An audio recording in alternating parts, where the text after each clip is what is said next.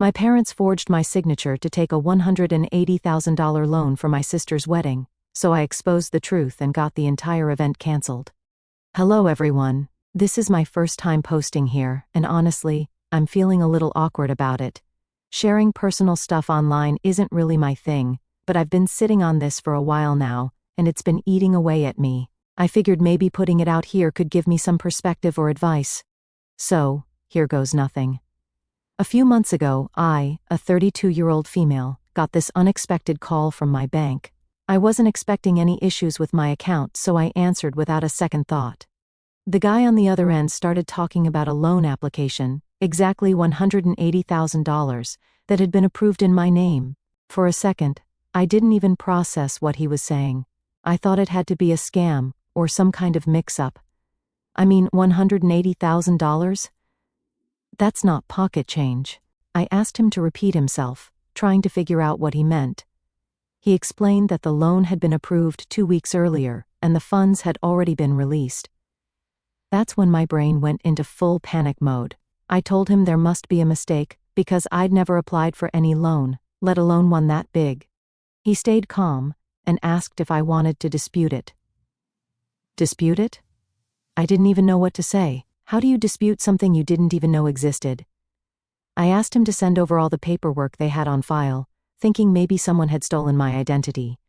He agreed and emailed me the documents right away. When the email came through, I sat there, staring at my laptop for what felt like an eternity.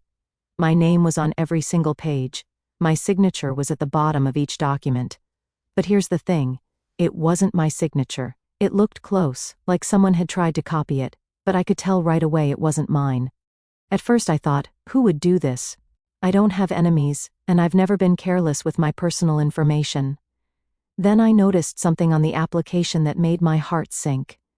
My parents' address was listed under the secondary contact. I don't know how to explain it, but I just knew they were involved. It felt like all the air had been sucked out of the room. Now let me make this clear. My relationship with my parents has never been perfect. Growing up, I was always in the background. My younger sister Madison has always been the kind of person who could snap her fingers and have my parents jump into action. Money for a new hobby? Done. Extra time for some last-minute school projects she forgot about? They'd drop everything. Meanwhile, I was the low-maintenance child, the one who didn't need much, or at least that's what they convinced themselves. If I asked for something, it was always met with a sigh, a lecture about responsibility, or the classic, "Can't you handle it on your own?" And I did, because what else could I do? I learned pretty quickly that relying on them just wasn't worth the energy. Madison is 28 now, and still the reigning queen of their universe. She's engaged to Kyle, a guy who seems decent enough, and they've been planning the kind of wedding that looks straight out of a magazine. I wouldn't know all the details, though, because I'm barely looped in. Madison and I don't have that close sibling bond you'd hope for. It's always been clear we're living in two different worlds. Hers, where everything is handed to her, and mine, where I have to work twice as hard to get half the recognition. Even now she's spoiled, and I'm, well, the one they assume will figure it out, no matter what. I didn't want to jump to conclusions, so I called my mom. I asked her straight up if she knew anything about a $180,000 loan in my name. At first there was this weird pause, and then she said, "Oh, that's for Madison's wedding."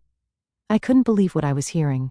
I asked her to explain, and she went into this whole thing about how Madison wanted an extravagant wedding but didn't have the money to pay for it.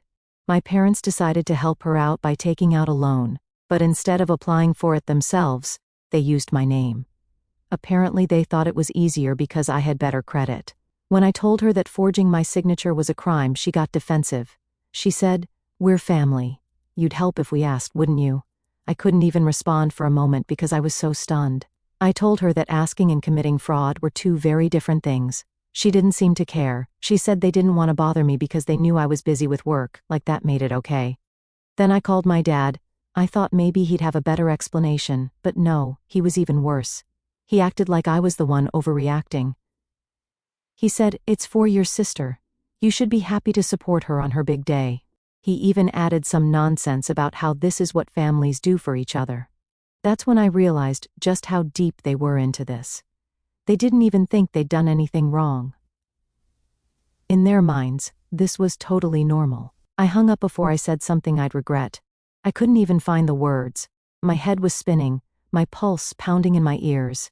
How do you respond to that level of ignorance?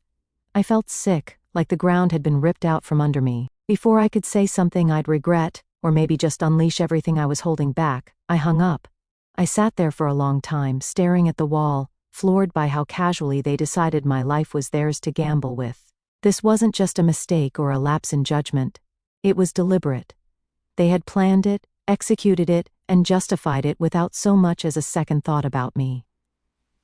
After I hung up, I learned something that made the betrayal sting even more. Apparently, my parents had first gone to Kyle's family, asking for help with the wedding costs. They wanted them to pitch in for the extra touches Madison had her heart set on, but Kyle's family refused. From what I heard, they'd agreed to pay for a portion of the basics, like the catering and the venue, but they set firm limits. They weren't willing to go beyond that, and they'd made it clear that Madison and Kyle needed to live within their means. Instead of accepting that, my parents decided to take matters into their own hands. They didn't want to disappoint Madison, so they found another way to get the money. And that other way just so happened to involve my name and my credit. After that, I just sat there, trying to process everything. I didn't even know where to start. My credit was now tied to this massive loan, and if my parents or Madison missed even one payment, I'd be the one responsible. Worse, the loan contract had all these terms about repayment. If they defaulted, the bank could demand the full amount immediately. I hadn't agreed to any of this, but now my financial future was hanging by a thread. I didn't sleep much that night. I kept thinking about how my parents could do this to me. It wasn't just about the money. It was about the fact that they didn't even ask. They didn't think about how this would affect me. They just saw me as a convenient option, someone they could use to solve their problem. The next day, I contacted a lawyer. I explained everything, and they said I had a strong case, but it wouldn't be easy. It turns out my parents had already spent most of the loan on wedding deposits and vendors, so the money was gone. The lawyer recommended starting by reporting the fraud to the bank and gathering all the documents I'd need to take legal action. It was going to be a long process, but I didn't see any other choice. I wasn't going to let this slide as I threw myself into figuring out what to do next. Between calls with my lawyer and sorting through bank documents, I barely had time to think about the wedding itself. To be honest, I assumed I wasn't invited. Why would I be, after all this? My relationship with Madison was already rocky, and now I'd confronted my parents about their fraud. An invitation seemed unlikely, but about a week before what I thought was the wedding date, I got a formal invitation in the mail. It was ridiculously fancy, embossed gold lettering on thick paper, the kind of thing that probably cost a small fortune. The venue was listed as some upscale estate about 3 hours from where I live. For a second, I thought maybe this was their way of trying to smooth things over, like sending the invitation would magically erase all the betrayal. At first I considered skipping it. The thought of sitting through an event funded by the loan they'd stolen my name for made my blood boil, but the more I thought about it, the angrier I got. Why should I stay home? They dragged me into this mess, so why should they get the satisfaction of pretending everything was fine without me there? So, I decided to go. Not to make a scene or anything. I just wanted to see this wedding for myself. I wanted to look them in the eye and see if they could really stand there and celebrate without a shred of guilt. If nothing else, I figured it would give me some closure. The day of what I thought was the wedding, I got up early and started getting ready. I wasn't going to dress to impress, but I also didn't want to look like I didn't belong there.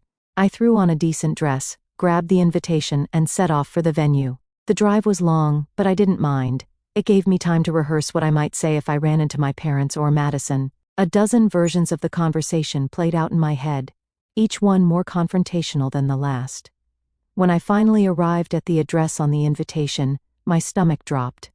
It wasn't a venue, it was a parking lot. An empty, run-down parking lot with cracked asphalt and weeds sprouting everywhere. There wasn't a single car in sight, no decorations, no signs of a wedding, nothing.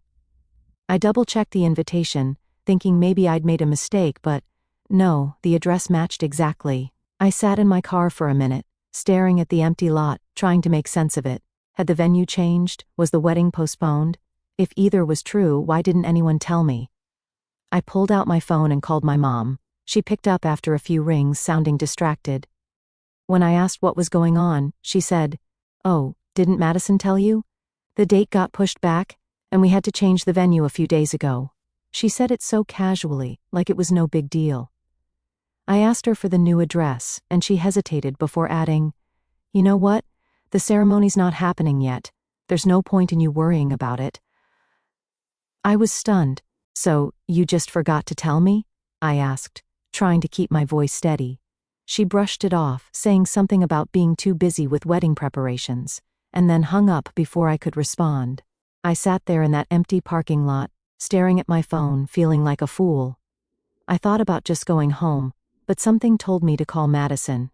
Maybe, just maybe, she'd have a better explanation. Maybe this was all some kind of miscommunication. When she picked up, I barely got a word out before she started laughing, not just laughing, mocking me. "Oh, so you actually showed up? You didn't get the hint?" she said, her tone dripping with sarcasm. "You really thought you were welcome?" Her words hit me like a brick. I didn't even know how to respond. Before I could say anything, she hung up too. That was it. I was done. If I wasn't already furious about the loan, this pushed me over the edge. They didn't just steal my name for their fraud. They deliberately left me out, humiliated me, and then had the audacity to act like it was no big deal. When I got home, I threw the invitation in the trash and sat down to write everything out. I started listing every conversation, every interaction, every detail I could remember. My lawyer had told me to document everything, and now I understood why. This wasn't just about money, it was about setting boundaries. If they could do this to me once, they could do it again. I needed to protect myself. By the end of the day, I had a clear plan. I was going to keep fighting this. They'd made their choice, and now I was going to make mine. No more second chances, no more excuses. It was time to hold them accountable for everything they'd done. The day after the fake wedding invitation debacle, I contacted my lawyer again. I was done playing nice. The loan fraud was one thing, but deliberately misleading me and making me drive 3 hours to a dead-end address? That was a whole new level of disrespect. It was clear they didn't see me as a person with feelings or a future. I was just a tool for them to use. I also called the bank again to explain the situation in detail, and asked for any additional records related to the loan. My parents weren't happy when they found out I'd hired a lawyer. My mom called me first, crying about how I was tearing the family apart. She kept saying things like, "We're your parents, we raised you. How could you do this to us?" It was laughable, honestly. They had just forged my signature and ruined my trust, and now I was the one being painted as the bad guy. I stayed calm and told her this wasn't about hurting anyone. It was about protecting myself. She didn't care. She just kept talking about how I was blowing things out of proportion and how family should stick together. I told her, "If family is so important, maybe you should have thought about that before committing fraud." That shut her up for a moment, but it didn't last. My dad called me right after, and he was much angrier. He started yelling about how I was being rude, and how Madison deserved the wedding of her dreams. He said something like, "You're her sister. It's your duty to help her." I told him that helping someone doesn't mean sacrificing your future for them, especially when you're not even asked. The calls didn't stop there. Over the next few days, I heard from cousins, aunts, and even a few family friends. Apparently, my parents had started spreading the word that I was suing them out of greed. No one seemed to care about the fact that they'd forged my signature and put me at financial risk. All they saw was the headline, "Daughter sues parents." I started getting texts like, "Aren't they your parents? Can't you just work it out?" Or "Family should come first, no matter what." It was exhausting. Everyone had an opinion, but no one wanted to hear mine. Meanwhile, Madison stayed silent. She didn't reach out, didn't call, didn't text, nothing. Part of me wondered if she felt guilty. After all, she was the one who benefited the most from all this. But another part of me doubted she even cared. Madison had always been good at letting our parents fight her battles for her. She'd sit back, play the victim, and let them clean up the mess. As all this was happening, the legal process started to move forward. My lawyer filed a formal fraud report with the bank, and they launched their own investigation. The bank was surprisingly cooperative, probably because they didn't want to be held liable for approving a fraudulent loan.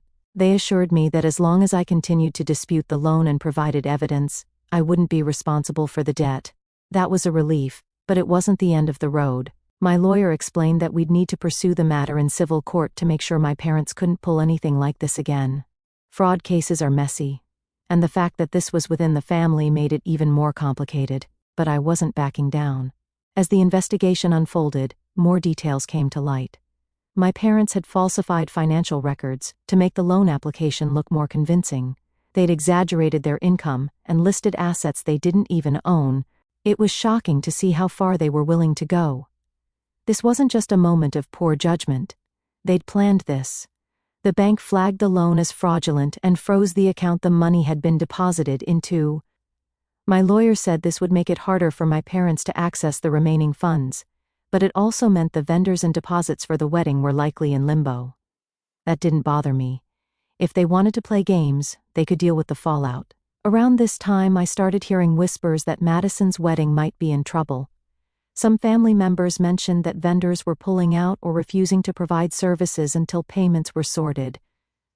It was ironic, really. The wedding they'd gone to such great lengths to fund was now at risk of falling apart. I wasn't celebrating, though. This wasn't about revenge. It was about protecting myself and making sure they understood that what they did was unacceptable. If the wedding suffered because of their choices, that was on them, not me. One of the hardest parts of this whole ordeal was the isolation. My parents' smear campaign had worked, at least within the family. People who I thought would have my back were suddenly distant or outright hostile. I stopped answering most of the calls and texts because it wasn't worth the stress. The few people who did support me told me to stay strong and reminded me that I wasn't in the wrong. I clung to that. You know what hurt me the most? It wasn't just the betrayal itself. It was the fact that my parents and Madison knew I was about to start a business, knew I was planning to quit my job to focus on it, and still went through with this. They knew I'd spent months securing funding and finding investors, and that I'd be financially vulnerable for a while as I got things off the ground. Yet none of that mattered to them. They didn't hesitate to gamble with my future just to fund Madison's wedding. They didn't care what it would mean for me if things fell apart. They only cared about what Madison wanted. Through it all, I kept thinking about my parents' mindset. They genuinely seemed to believe they'd done nothing wrong. In their eyes, this was just helping Madison, as though that made it okay to commit fraud and put me at risk. But at what cost? They were willing to risk everything, my credit, my finances, my stability, just to give her the wedding of her dreams. It was like my life, my plans, and everything I'd worked hard for didn't even register in their decision-making process. As the days passed, I tried to avoid thinking about Madison.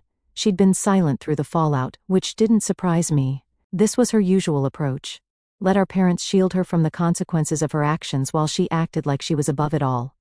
But the longer she stayed quiet, the more suspicious I got. If she was as innocent as she wanted everyone to believe, why wasn't she reaching out to defend herself? I figured her silence was strategic. If she ignored me, she probably thought I'd let it go and focus on our parents instead. That wasn't going to happen. I decided I needed answers. If she knew about the loan and played a role in it, I wasn't going to let her skate by while our parents took the heat. I texted her, keeping it short and to the point. "Did you know about the loan before the wedding?" She left me on read for hours. When she finally responded, all she said was, "I don't know what you're talking about." I could practically hear her smug tone through the screen.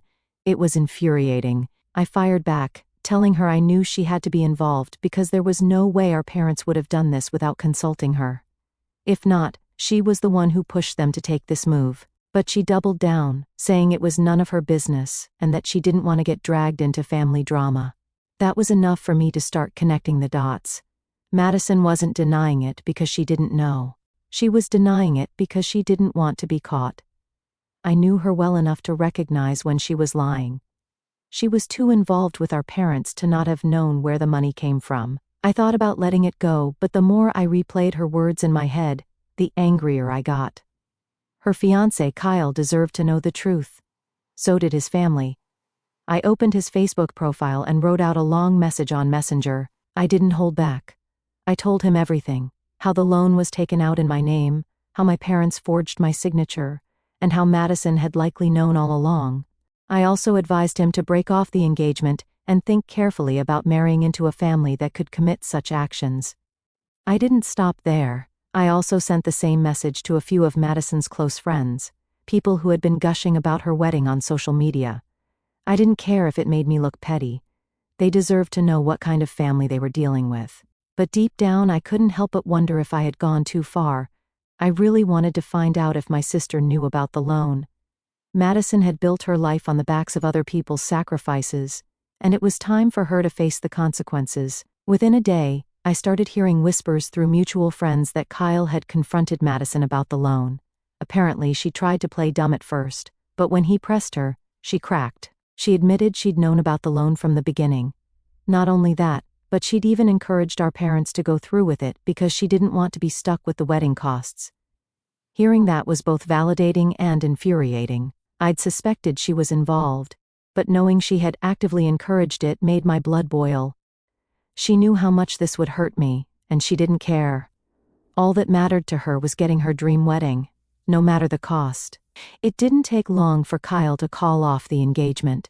He wasn't the type to tolerate dishonesty, and Madison's actions clearly crossed a line for him. From what I heard, he told her that if she could lie about something this big, he couldn't trust her in a marriage. His family backed him up, cutting ties with Madison completely. When my parents found out, they started begging me. They called non-stop, pleading for me to fix things and take back what I had said. My mom kept saying, "We can still fix this if you just undo the damage," and tried to guilt me into believing I'd overreacted. When begging didn't work, their tone shifted to anger. They accused me of destroying Madison's life. My dad yelled that I'd humiliated her and ruined everything they had worked so hard to give her. "You've torn this family apart," he said, blaming me for the fallout. My mom doubled down, saying, "How is she supposed to recover from this? You've betrayed your own sister." When I stood firm, they turned it into a personal attack. My mom accused me of being jealous of Madison, saying, "You've always had a problem with her. This is just you trying to ruin her happiness. Her wedding matters more than your already failed business." Their masks were tearing up. You know the real truth of people when they are most angry. Then Madison finally decided to contact me. I answered, and she immediately launched into a tirade. She blamed me for everything. Her engagement falling apart, her wedding being cancelled, even the tension between our parents and me. "You ruined my life," she said. "If you hadn't been such a expletive, none of this would have happened." I couldn't believe her audacity. I reminded her that she'd been part of the plan from the start, that she knew the loan was fraudulent and didn't care how it affected me. She denied it at first, but when I pressed her, she admitted it. "I thought it would be fine," she said. "I didn't think the bank would contact you. I figured we could keep it quiet until after the wedding. But you blew up everything. Are you happy now?" Her words hit me like a slap. She didn't even try to justify what she'd done. She just assumed it wouldn't matter because she thought she'd get away with it. I told her that her lack of foresight wasn't my problem, and that she needed to take responsibility for her actions. She fired back, calling me a terrible sister and accusing me of sabotaging her life out of jealousy. Exactly what my mom had said. Obviously, she fills their heads with her nonsense. That was the last straw for me. I told her that if anyone had sabotaged her life, it was her. She made the decision to involve herself in the fraud. She made the decision to lie to her fiancé and her friends. I wasn't going to take the blame for her choices. After that, she hung up on me. I haven't heard from her since. In the days that followed, Madison moved out of her apartment and in with a friend. From what I've gathered, her life has been a mess ever since Kyle left her. She's been posting vague, useless messages on social media about betrayal and family loyalty, clearly aimed at me. I've ignored them. I'm not interested in engaging with her games anymore. After Madison's meltdown, things went quiet. Too quiet, honestly. For weeks, I didn't hear a word from her or my parents. The silence wasn't comforting, though. It felt like the calm before a storm. My lawyer had warned me that things might escalate as the bank's fraud investigation progressed, so I stayed prepared. Every text, email, and document was neatly saved and ready to go. One afternoon, my lawyer called with an update. The bank's investigation had confirmed everything on my end: the forged signature, the fabricated income documents, the unauthorized loan application. They assured me that I wouldn't be held responsible for any payments. That was a huge relief. At least I didn't have to worry about my credit being tanked any further. But my parents weren't off the hook. The bank had flagged their actions as fraud and reported it to the authorities. The legal system doesn't take lightly to forge documents, and $180,000 disappearing into thin air. My lawyer explained that while the bank was pursuing criminal charges, I still had the option to file a civil suit against my parents.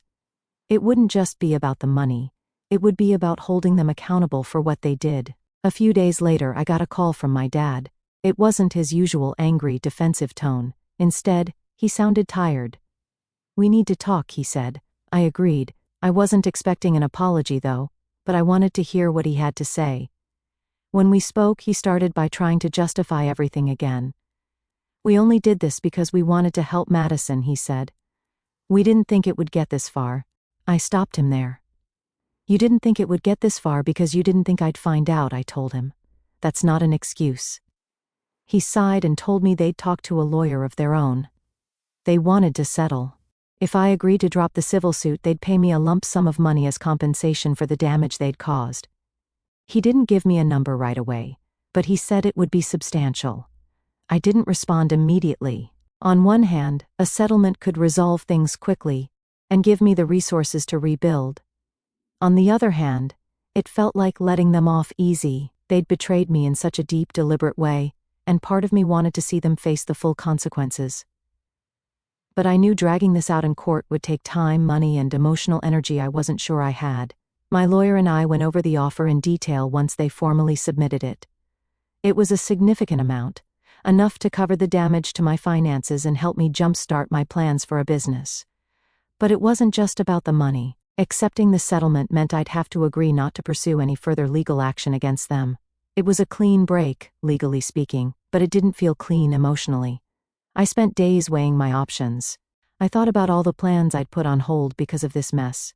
Starting a business had been my dream for years, but the loan and the potential legal battle had derailed everything. The settlement money would allow me to finally focus on building something for myself, free from the financial stress my parents had caused. At the same time, I felt conflicted. Would accepting the settlement send the wrong message? Would it make my parents think I'd forgiven them? The betrayal was still fresh, and I didn't want them to believe that money could erase what they'd done. But my lawyer reminded me that this wasn't about forgiveness. It was about practical solutions. The settlement wasn't a favor, it was restitution for the damage they'd caused.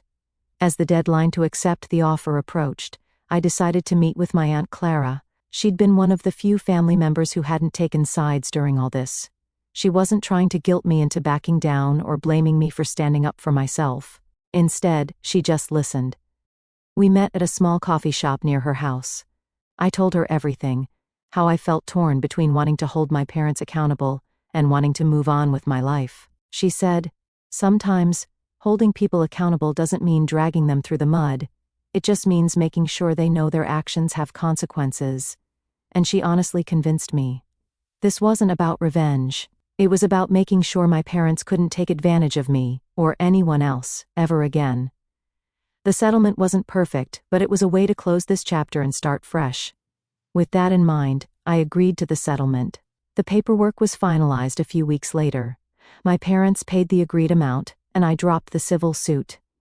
It wasn't an easy decision, but it felt like the right one. The money gave me the freedom to start focusing on my future, and the legal agreement ensured they couldn't pull something like this again. But even with the settlement in place, things weren't magically fixed. My relationship with my parents was beyond repair. They'd made their choices, and I'd made mine. We were still technically family, but it didn't feel that way anymore. The trust was gone, and I didn't see a path to rebuilding it. The settlement also didn't erase the lingering tension with the rest of the family. Some relatives were supportive, telling me I'd done the right thing, while others accused me of being too harsh. I stopped engaging with those who wanted to lecture me about family loyalty. I'd had enough of that guilt-tripping nonsense to last a lifetime. As for Madison, she stayed out of the settlement entirely. I don't know if it was because she didn't care or because our parents told her to back off. Either way, I wasn't interested in hearing from her. She'd made her choices, and I had no intention of letting her back into my life. In the end, I came to terms with something that was hard to accept. I couldn't change what my parents or Madison had done, but I could control how I chose to move forward. Letting go didn't mean forgiving them or pretending their betrayal didn't hurt. It meant refusing to let their choices define me anymore. They'd made their decisions, and now it was up to me to reclaim my life. I am now focusing entirely on my business. Using the settlement money, I was finally able to kickstart the dream I'd been putting off for years. Every small milestone felt like a victory. For once, I wasn't tied down by anyone else's expectations or chaos. I was building something entirely on my own. But I won't lie, it hasn't been easy. Some days the anger and hurt still creep in, and I catch myself replaying everything in my head. I think about how much they took from me, how easily they dismissed my plans and dreams as if they didn't matter. And yet, those moments are becoming fewer and farther between. Every time I hit a new milestone or take another step forward, I remind myself how far I've come. I'm no longer trapped by their expectations or weighed down by their betrayal. I'm finally living life on my own terms. As for my parents and Madison, I've stopped looking for closure from them. I know now that they'll probably never see what they did as wrong, and that's something I have to live with. It's not my job to fix them, and it's definitely not my job to carry the consequences of their decisions. They've shown me who they are, and I've chosen to move on without them. For the first time, I feel free to make my own choices, free to pursue the future I've always wanted, and free to live without constantly seeking their approval. If you've made it this far, thanks for sticking with me. Life throws some wild stuff at us, but if there's one thing I've learned, it's that you can take back control, even after the people you trust the most let you down. One step at a time, I'm proving to myself that I'm stronger than the circumstances they put me in, and that's a victory no one can take away.